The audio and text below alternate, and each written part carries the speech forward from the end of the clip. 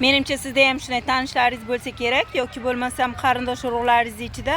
Masalan, siz biron bir gapni boshlaydigan bo'lsangiz, ular sizning gapingizni boshini ozginasini eshitishadi, keyin uje davomi nima bo'lyapti ularga qiziq emasda boshqa inson bilan gaplashib ketishadi. Go'yoki sizni yo mensimagan kabi yoki bo'lmasam sizning gaplaringiz ularga qiziq emas kabi.